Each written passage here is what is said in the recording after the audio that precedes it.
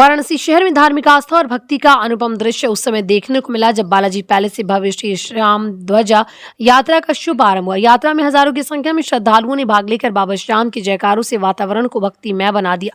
पूरा क्षेत्र हारे के सहारे बाबा श्याम हमारे के उद्घोष से गूंज उठा। ध्वज यात्रा का शुभारंभ वैदिक मंत्र एवं पूजन अर्चन संगीत के रसधारा के साथ हुआ। विराजमान बाबा श्याम की मनमोहक झांकी श्रद्धालुओं के आकर्षण का केंद्र रही।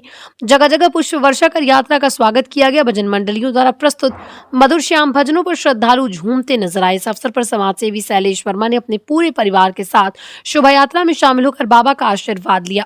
उन्होंने कहा कि श्री श्याम ध्वज यात्रा केवल धार्मिक आयोजन नहीं बल्कि समाज में एकता, प्रेम और सद्भाव का संदेश देने का माध्यम है।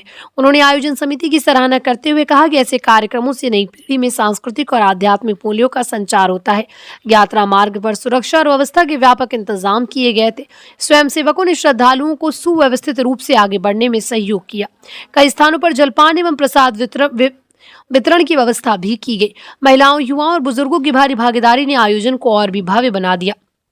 समापन स्थल पर आरती एवं प्रसाद वितरण के साथ कार्यक्रम का समापन हुआ।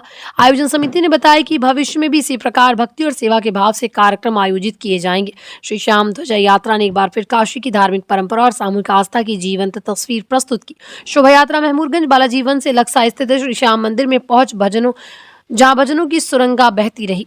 शैलेश वर्मा प्रभु श्री श्याम के भक्त क्या कहेंगे, किस तरह का देखिए, जैसा कि खाटू में आज निशान चढ़ाने का फागुन में जो मेला लगता है वैसा ही मेला काशी में लगता है, जो 32वां वर्ष है इस साल।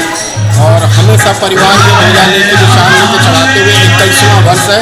प्रभु ने यह सौभाग्य मुझे प्रदान किया, इसके लिए कोटि कोटि उनके चरणों में प्रणाम है।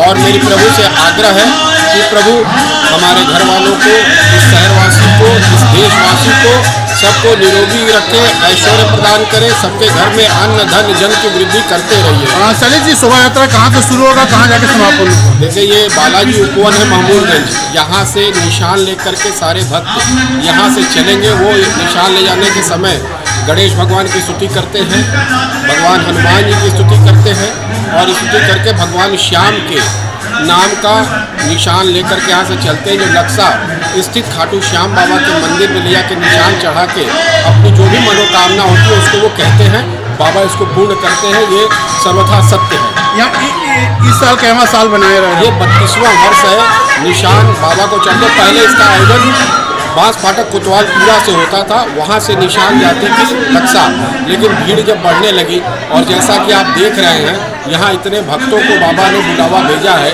तो इतने बड़े भक्त के सैलाब को आयोजन के लिए बड़े जगह की आवश्यकता थी, जिसे सभी इनके भक्तों ने मिल कर के यहाँ श्याम बालाजी उपवन से उठा करके और श्याम मंदिर तक जाने का निर्णय किया और यहीं से अब जाती है निशान यात्रा। कितने भक्तों की भीड़ लग रही है? देखिए, लगभग आप मान के चलिए कि 5100 से ऊपर भक्त निशान यात्रा लेकर के आज प्रस्थान करेंगे खाटू श्याम बाबा के मंदिर जाने के लिए। बनारस छोड़ के, बनारस के बाहर के भी श्रद्धालु लोग यहाँ पे आए हुए हैं क्या? जी, बनारस के आसपास से भी लोग आते हैं जिनको भी जानकारी होती है और जैसे जैसे वो बाबा के बारे में सुनते हैं, बाबा की इस यात्रा के जो यात्रा का जो भी फल है उसका जो सुनते हैं तो वो भी आते हैं। मैम, आज यहाँ पे ध्वजा यात्रा निकलने जा रही है, क्या कहेंगे श्याम बाबा को?